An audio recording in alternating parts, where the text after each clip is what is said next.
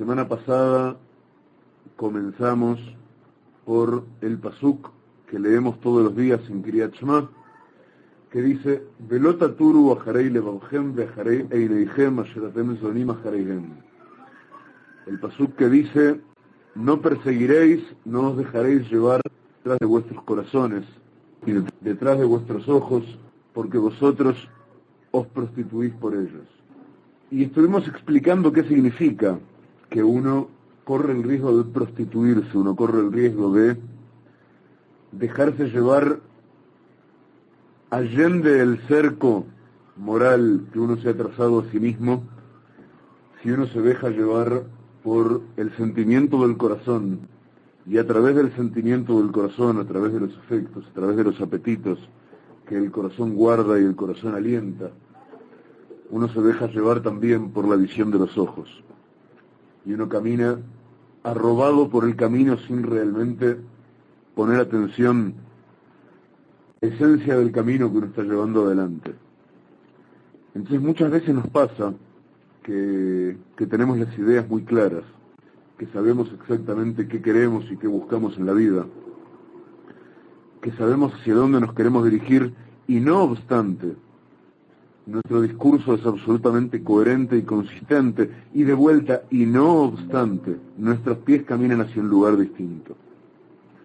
Nuestros pies nos llevan por un camino que no forzosamente es el mismo que con absoluta honestidad enuncia nuestra boca, no es el mismo en el que verdaderamente creemos en nuestro interior, pero salimos a caminar por las calles de la vida y nuestros corazones apetecen y nuestros ojos descubren, y cuando nuestros ojos descubren, nuestros corazones apetecen aún más, y nuestros corazones entonces mandan a nuestro cerebro y ordenan a nuestro cuerpo, y caminamos tras el apetito del corazón, tras la guía que nos dan los ojos,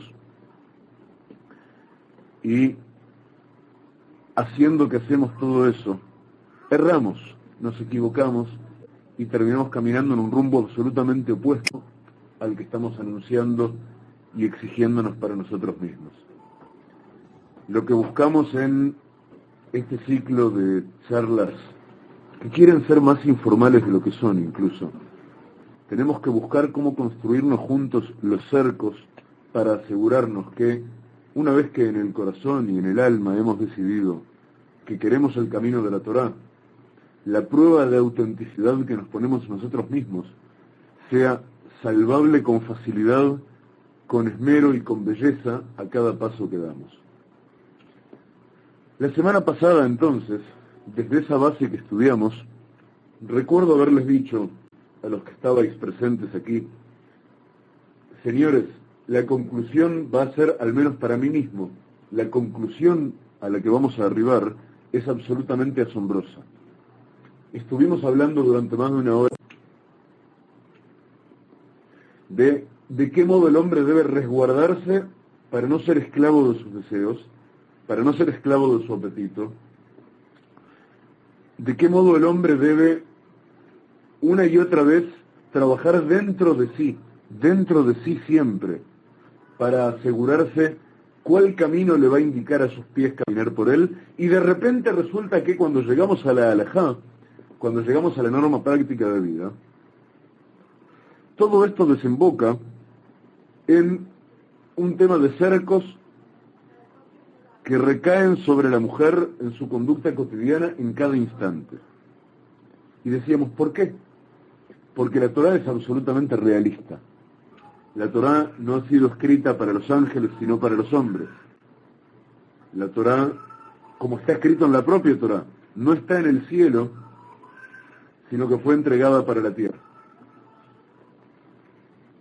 Entonces, realistas que somos, una de las diferencias entre el sexo masculino y el sexo femenino radica en que desde la mera mirada, desde la mera vista, el hombre apetece, el hombre es más rápidamente esclavo de su instinto por la mirada que la mujer.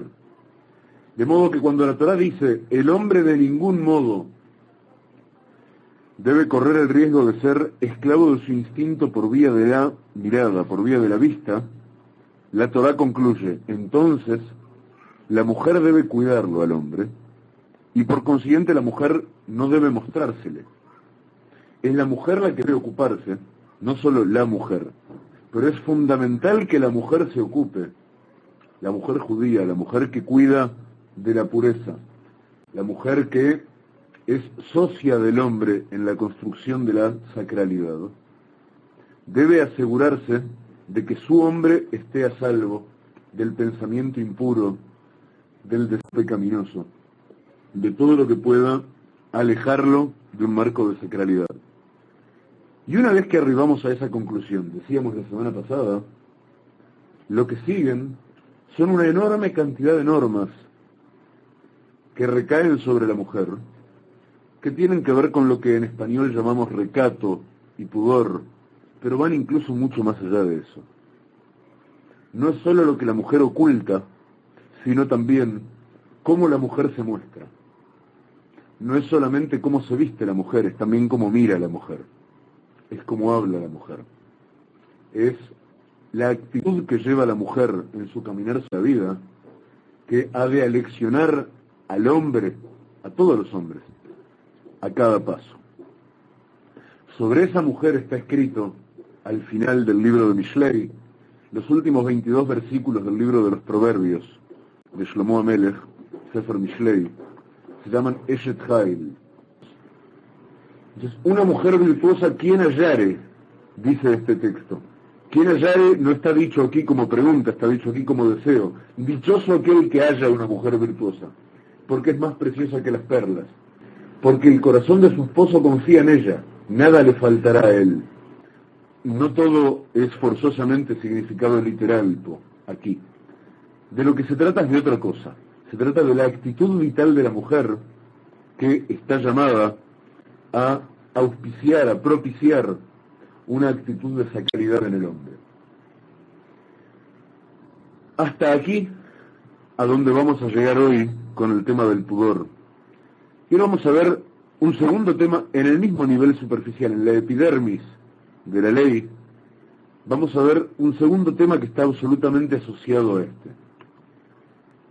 El Rambam Maimónides, cuando establece todas las mitzvot en su propia literatura, las clasifica por áreas de conocimiento, por áreas temáticas. Y en el tratado de Kedushá, de sacralidad del Rambam, nos vamos a encontrar que hay dos temas fundamentales. El primero es el tema que acabamos de decir. El segundo es el Kashrut. No es casualidad que Maimónides en su obra magna haya incluido las leyes de Kashrut en el tratado titulado Kedushá, santidad o consagración. Aquí le hago yo una corrección al texto. Kedushá no es santidad, no existe la palabra santidad en hebreo. Kedushá es sacralidad o consagración. A lo que quería ir en esta asociación es que son dos temas que son vecinos a la hora de analizar la ley. Dos temas fundamentalmente vecinos y asociados. Cuando hablamos de sacralidad dentro del judaísmo, cuando hablamos de sacralidad en términos de cuestiones básicas para arribar a la sacralidad desde lo judío, el primer tema al que arribamos es el tema de la sexualidad. El segundo tema al que arribamos es el tema de la alimentación. ¿Por qué? Porque la alimentación y la sexualidad son los dos mayores apetitos que guardamos en nuestro interior y que se despiertan en el hombre, en la especie humana, y que por consiguiente son motores vitales para el hombre. A los efectos prácticos, estos instintos primarios básicos están en todo el reino animal también. No es en ellos que nos vamos a distinguir de las bestias. Nos vamos a distinguir de las bestias desde que somos capaces de trabajar sobre estos instintos para tornarnos sagrados desde ellos. Y ahora sí, entonces, podemos empezar a entrar en materia. Y así como hablamos de modo muy, muy básico del primero y el más fino de los cercos, el primero de los tegumentos más externos de todos que van a resguardar nuestra sexualidad, que es el pudor de nuestras mujeres, que nos va a resguardar del instante ese en que se enciende nuestro apetito desde la mirada. Vamos a hablar ahora de cómo trabajamos este segundo apetito, tan primario como el primero, que es el instinto de la alimentación. El hombre, me enseñaron a mí cuando estudiaba en la secundaria y tenía un profesor de biología, que me enseñó acerca de cómo es la alimentación de las distintas especies. Y me enseñaron ahí que el hombre es, por naturaleza, omnívoro. ¿Qué significa omnívoro? Que puede comer todo. Y yo recuerdo que yo tenía 12, 13, 14 años. Tuve el maravilloso privilegio concedido por Hashem, como desafío seguramente, de haber sido criado en una casa donde se comía kasher, donde se sigue comiendo kasher, Baruch Hashem. Y yo recuerdo que cuando mi profesor de biología en la secundaria, en el remotísimo Uruguay, me dijo que la especie humana es omnívora, a mí me rechinó en los dientes eso. Él lo dijo como quien describe la cúspide de la creación, como quien dice, los demás tienen terribles restricciones, fíjense, la vaca, que es ser inferior, solamente puede comer pasto, la rana solamente puede comer insectos, nosotros, la cúspide de la creación, podemos comer absolutamente cualquier cosa. Es la postura más antijudía que podemos tener. Y si lo analizamos con rigurosidad, es algo muy parecido a la postura vertiginosa del hombre dominado por sus apetitos. El hombre que no piensa en la muerte, no piensa en el propósito de la vida, más que no piensa en la muerte. Pero se parecen mucho a ambas instancias. No piensa en el propósito de la vida y por consiguiente, todo lo que se le pone delante, que es objeto de su apetito inmediato, es objeto de su persecución para su consumo. Nosotros nos vamos a encontrar en el judaísmo con un proceso maravilloso. Desde que nace en nosotros la eventualidad del apetito de comer algo, hasta que realmente lo ingerimos. Y vamos a repasarlo paso a paso. A continuación, vamos a dibujárnoslo en primera persona. Yo me siento en un sillón en mi casa y de pronto tengo hambre. Cuando yo tengo hambre y siento que merezco lo mejor, de todos los reinos que la naturaleza pone a mi disposición, en principio, el que mejor va a despertar mi apetito es la carne. ¿Estamos de acuerdo? Es el reino animal. Porque no hay como la buena carne para una alimentación con la que uno se sienta satisfecho. Si uno quiere realmente sonreír y sentir positivamente gusto de la digestión, gusto de cada paso de la alimentación, lo más regocijante habitualmente es comer carne. Entonces, lo primero que yo voy a hacer en el momento en que me apetece la carne es preguntarme qué carne voy a comer. Y al preguntarme qué carne voy a comer, me voy a hacer la primer trampa a los apetitos. No voy a permitir que el apetito discurra espontáneamente por cuenta propia y diga, quiero carne, ¿qué es lo que tengo más cerca? Voy y lo como. No, yo le voy a preguntar a mi apetito, aguarda un segundito, ¿para qué voy a comer? Voy a comer para alimentarme. ¿Para alimentar qué de mí voy a comer? Entonces me pregunto. Yo, hombre judío que trato de llevar la Torá por delante y trato de llevar un propósito vital muy claro de sacralidad por delante, voy a decir, yo como porque necesito que el cuerpo, esto es, el instrumento con que cuenta mi alma para su labor sobre la tierra sea fuerte. Entonces voy a preguntarle a mi alma qué tipo de energías necesita para cumplir con su misión, antes de decidir qué es lo que realmente como. Y yo sé que, miren, dicho que hasta la medicina de hoy puede refrendar, somos lo que comemos. Yo sé que voy a absorber gran parte de la esencia de aquel coma. Yo sé que si yo me como algo que representa toda la violencia, voy a estar incorporando violencia. Sé que si ingiero algo que representa toda la delicadeza, voy a estar incorporando delicadeza.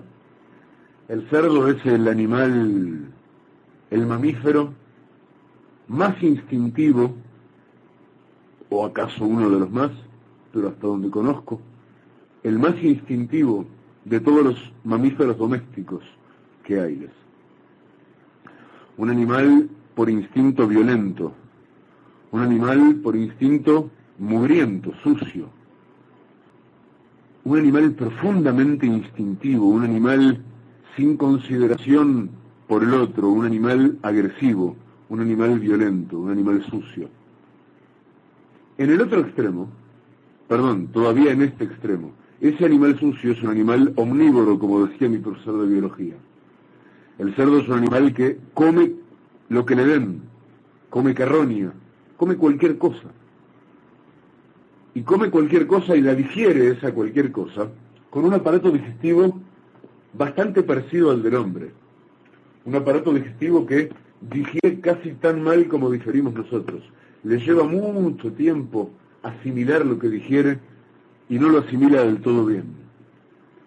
O sea, dentro del cerdo, la carroña mantiene rastros o rasgos de su carácter de carroña mucho tiempo. Y el cerdo, como buen bicho omnívoro sin Torá, no se priva de comer nada que tenga frente a sí y le apetezca.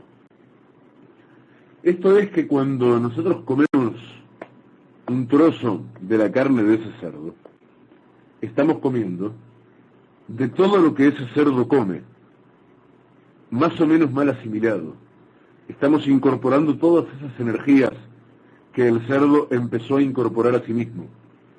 Y eso es la materia prima que le estamos dando, la energía que le estamos dando a nuestra alma, para que trabaje para la sacralidad, para que trabaje para la elevación, para que trabaje para el espíritu en su gestión vital sobre la tierra.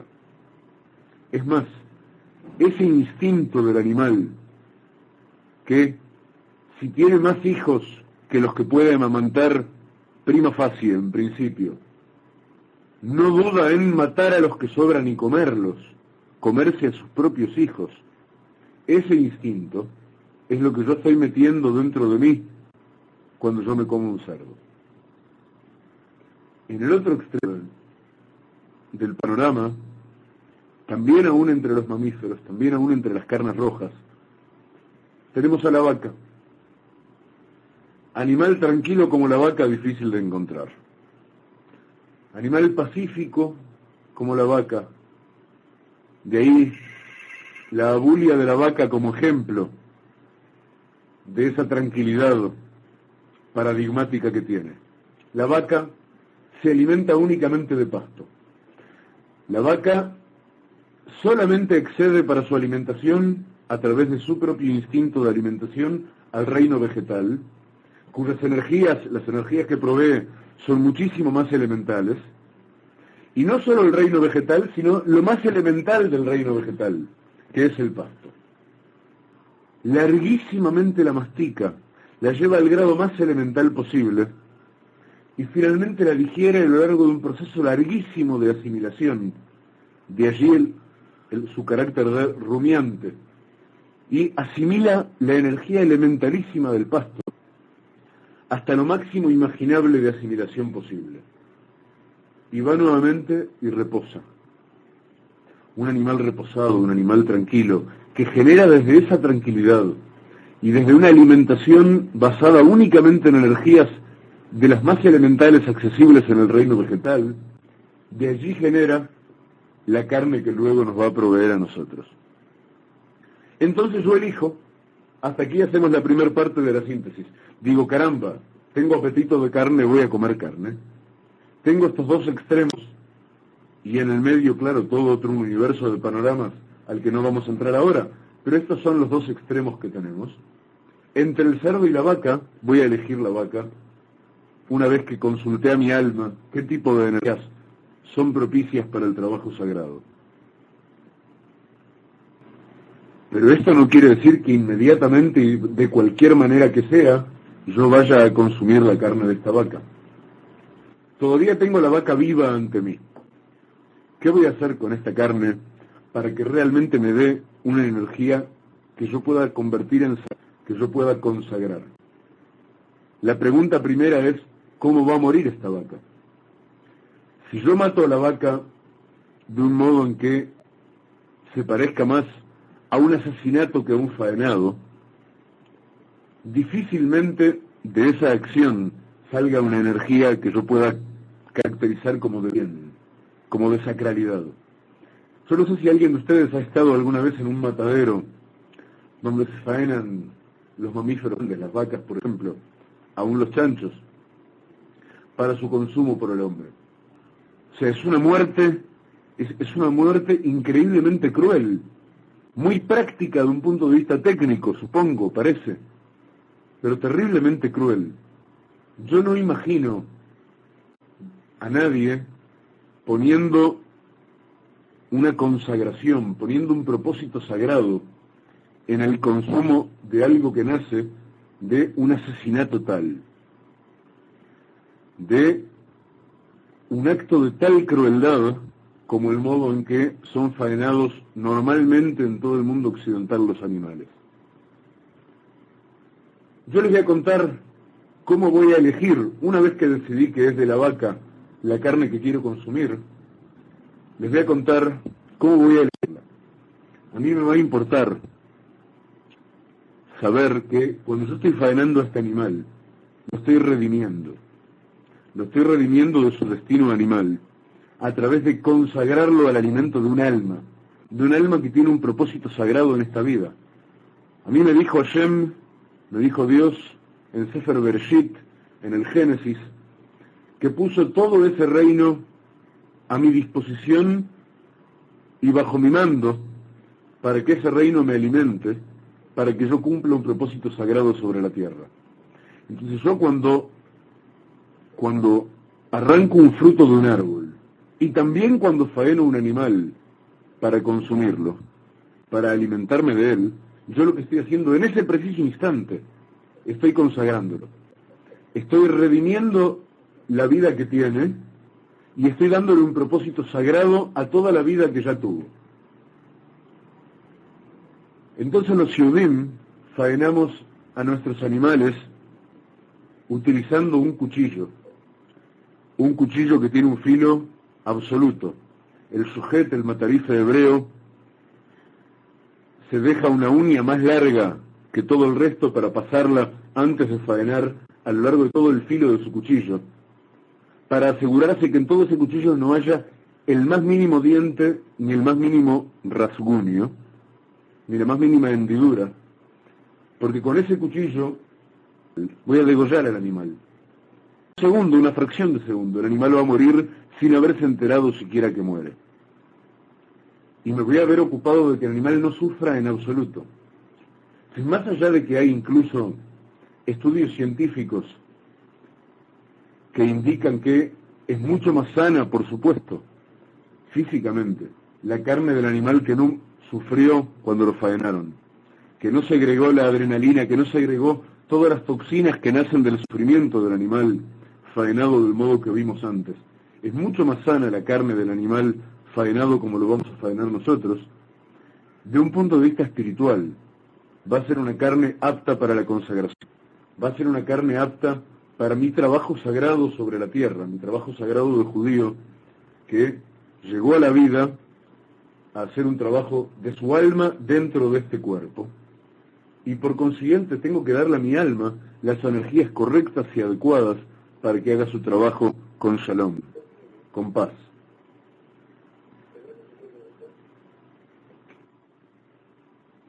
En ese momento, entonces, voy a faenar al animal con este cuchillo.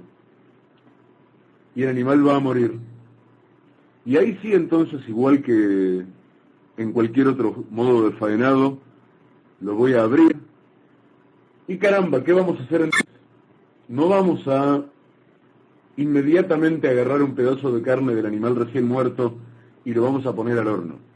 Primero que nada vamos a someter al animal a una cantidad de revisaciones. Nosotros tenemos que tener una gran cantidad de filtros para asegurarnos que la carne esta que vamos a consumir de un animal sano, que de ningún modo pueda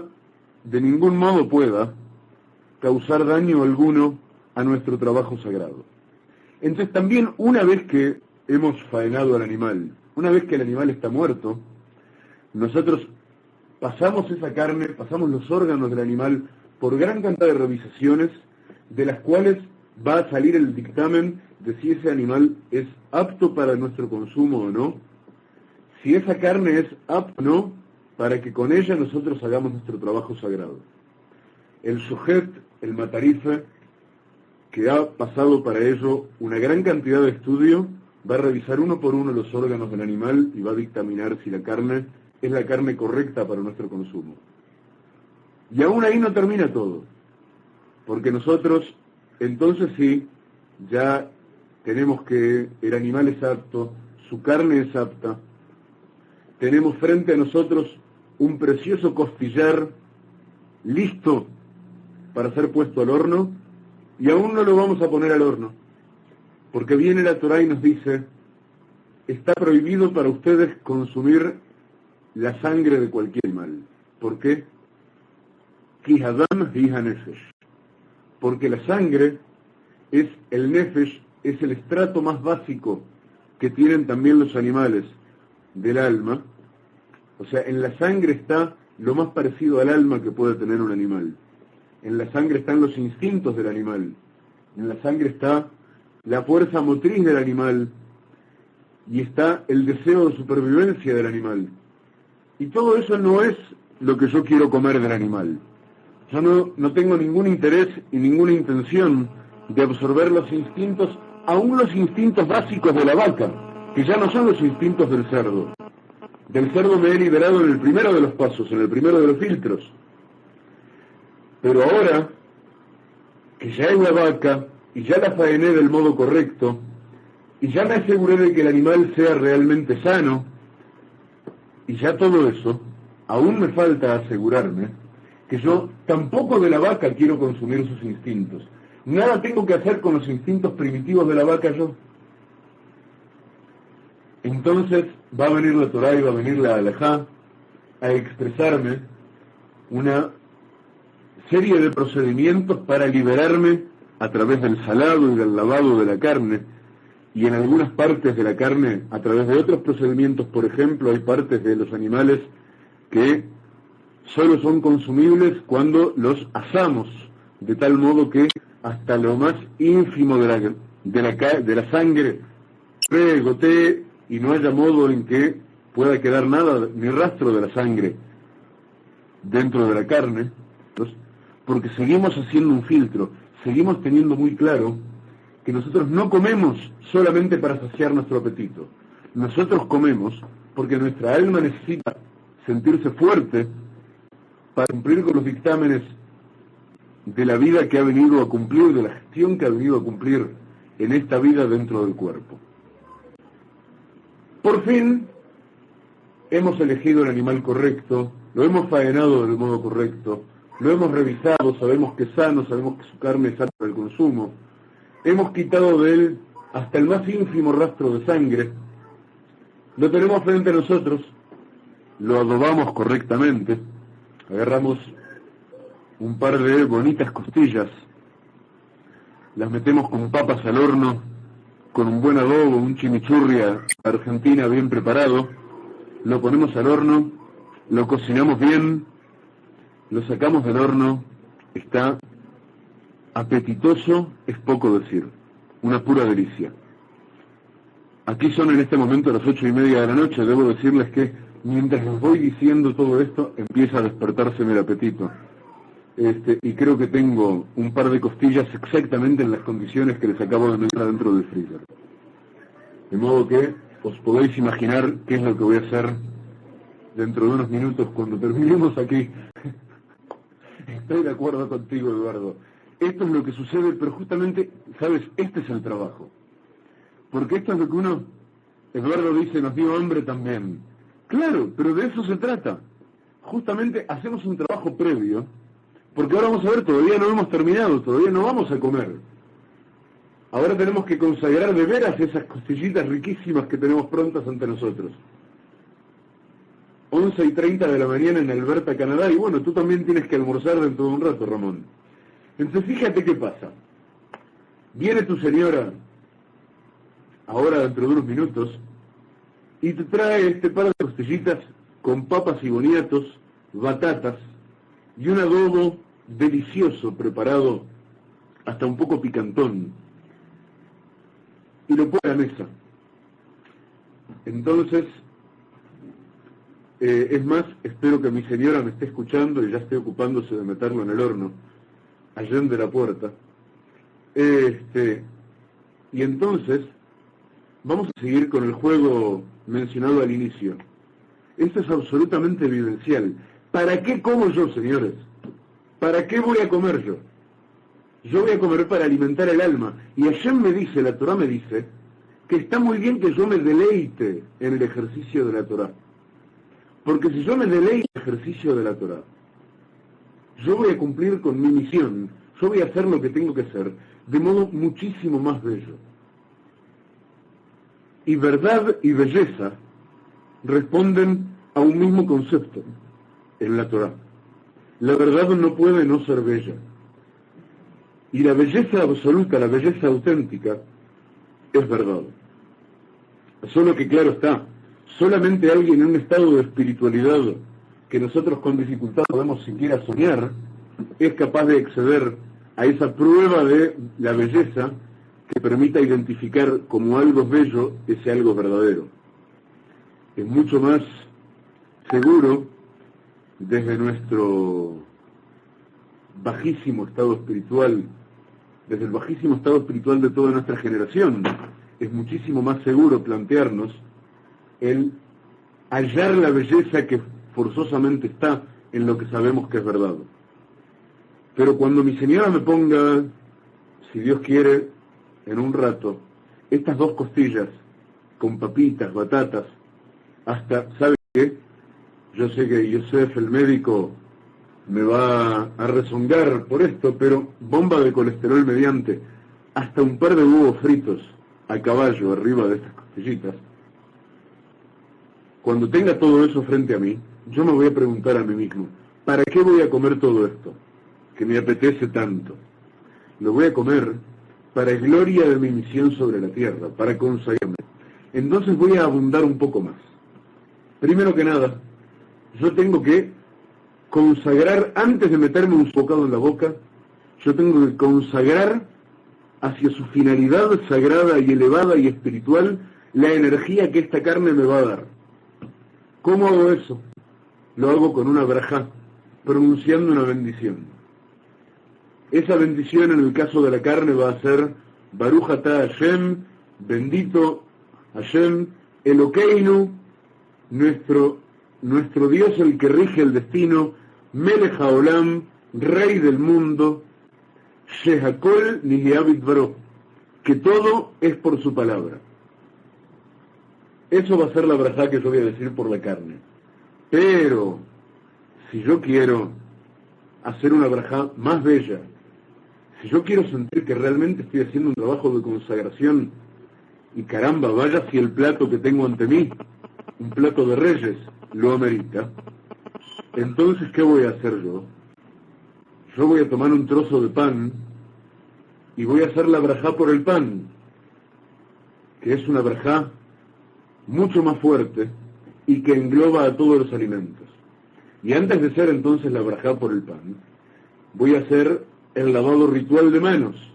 Y fíjate, Eduardo, lo que te decía recién, seguimos postergando el meternos el primer bocado en la boca, pero le seguimos postergando de modo deleitable, porque estamos afinando a tal punto la puntería para el propósito con el cual vamos a ponernos el primer bocado en la boca. Estamos afinando de tal modo la puntería que no puede ser que no nos salga bien después. Esto es un trabajo para el alma. Entonces me voy a lavar las manos echando agua alternadamente en ambas manos, desde el recipiente correcto. Voy a pronunciar la verajá por el lavado de manos, y luego sí, me voy a sentar a la mesa. Voy a tomar un trozo de pan entre mis manos, y voy a decir, Baruch atah Hashem Elokeinu melech haolam, hamotzi lechem min haaretz, que extrae el pan de la tierra. Que de la misma tierra de la que es hecho el hombre, porque dice Sefer Bereshit que el hombre fue hecho con polvo tomado de la tierra. De esa tierra Hashem extrae nuestro alimento y nos da ese precioso pan que también, una delicia, una maravilla. Entonces voy a comer de ese pan con un poquito de sal. Y todavía antes de meterme el primer bocado de esta costilla adentro de la boca, voy a decir, ¿qué otra brajá me puedo regalar para consagrar con más fuerza todavía este alimento a su finalidad sagrada? Entonces me voy a decir, quizá no para ti, Ramón, que es mediodía, pero aquí que ya voy andando de noche, me voy a poder decir a mí mismo, esta comida merece también una copa de un buen vino. Porque una copa de un buen vino me va a permitir hacer otra verajá más. ¡Qué maravilla! Le voy a dar más fuerza todavía a la consagración del alimento que le estoy brindando a mi alma con esto. Entonces voy a descorchar una botella, bueno, voy a hacerlo en su copa, y voy a bendecir a Hashem porque me creó el fruto de la vid. Y ahí hay, algún día dentro de este ciclo de Ezrat Hashem, vamos a dedicar un buen rato a hablar qué significa el fruto de la vid y qué significa, qué trabajo estamos haciendo sobre el alma cuando bebemos de este fruto de la vid fermentado que llamamos vino. Entonces, ahora sí, señores, voy a haber dicho esta brajá, voy a haber probado apenas, me voy a haber mojado los labios apenas porque estoy con el estómago vacío aún, con un par de gotitas de un delicioso Cabernet Sauvignon varietal que tengo guardado encima de la heladera para esta ocasión, para luego del shiur. Y ahora sí, con todas las brajot a punto, voy a cortar, empuñando tenedor y cuchillo, el primer trocito de la punta nomás doradita de esta costilla, de esa vaca que elegí por ser un animal puro y adecuado para los propósitos de esa claridad de mi alimentación, y que faené de modo kasher, de modo correcto, de modo apto para mi alimentación, para no asesinarla, para darle una muerte correcta para su propósito sagrado, y que luego me aseguré de que fuera un animal sano, y que luego todavía le quité hasta la última gota de sangre que pudiera tener, porque no me interesa comer de los instintos del animal, y que luego hice todo lo que hice para consagrarlo. Ahora sí, por fin, voy a pinchar con el tenedor un trocito de esta carne, voy a pinchar junto con un trocito de esta carne, un trocito de la papa, probada y apenas crocante por fuera. Puedo pasar el secreto culinario para que quede así. Y les prometo que, si tuve en consideración, conscientemente, todo esto que hemos visto a lo largo de los últimos 50 minutos, todo este larguísimo proceso, puedo prometerles que esta energía que yo voy a absorber con cada bocado de este deliciosísimo plato que voy a comer, va a tener bendición y va a ir hacia el propósito sagrado que estamos llamados a tener en cada momento, en cada instancia de alimentación de nuestro cuerpo, porque alimentamos nuestro cuerpo para servir al Creador.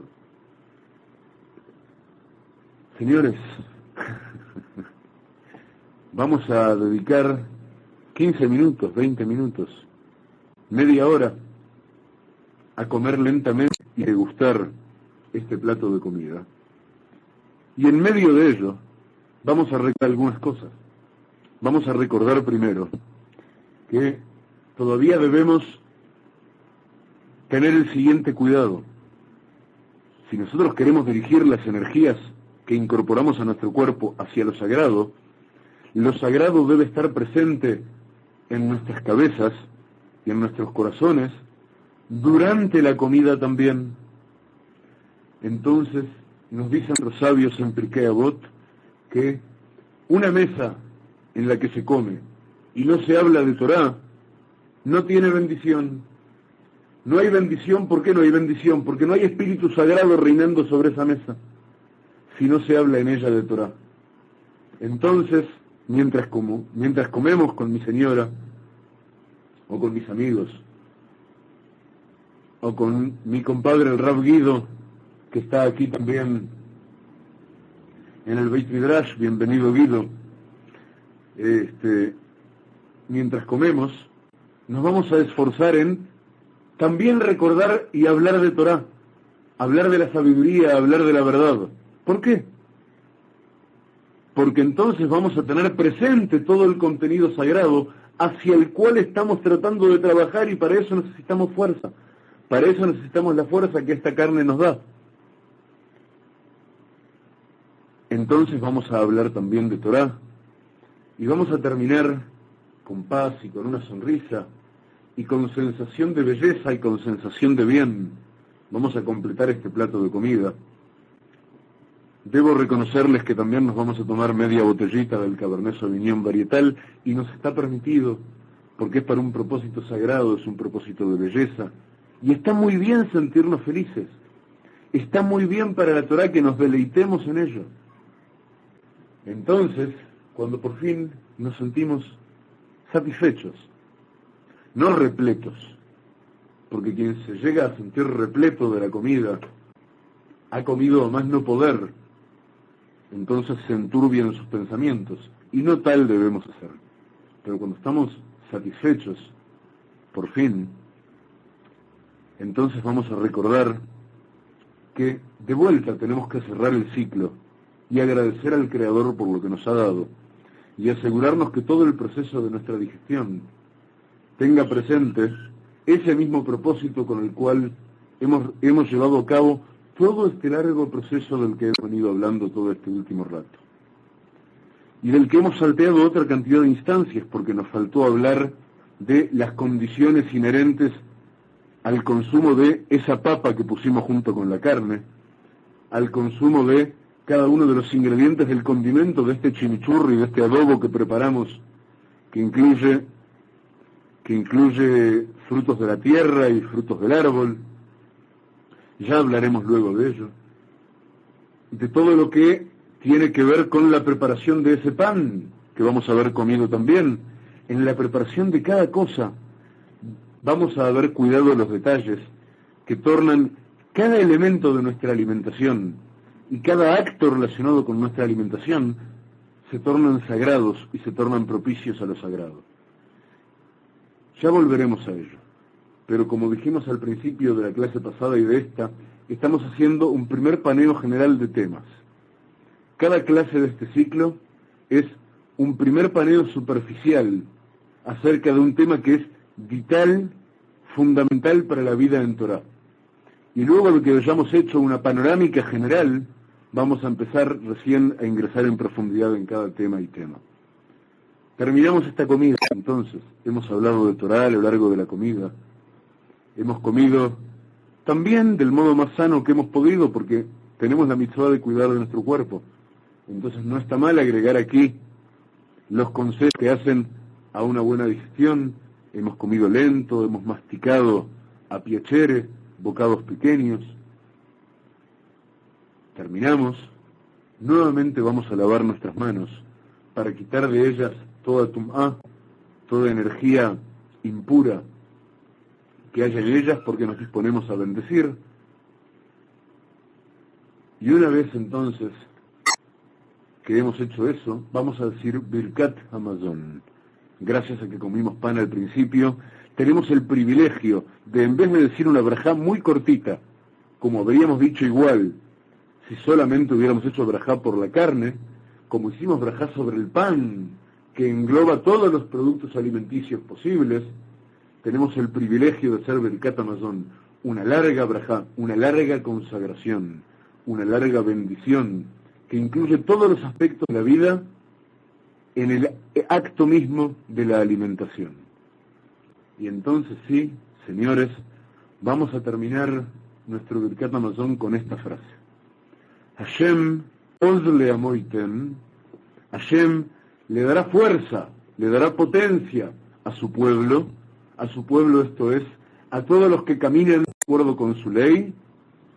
Hashem yevarej, Dios bendecirá, et amó a su pueblo, Bashalom, con y en Shalom, con paz, con la paz que está fundamentada en la plenitud, en la completitud, en la vida entera, en la vida verdadera, en la vida intensa, en la vida llevada a lo máximo que somos capaces de vivir y que estamos en potencia y que estamos preparados y que estamos llamados a vivir y que para eso hemos venido nosotros más a cumplir con la gestión que hemos venido a cumplir en este tiempo, en esta generación, y Baruch Hashem, a encontrarnos en este Beit Midrash, a compartir luz, a compartir verdad, a compartir sacralidad y a crecer juntos.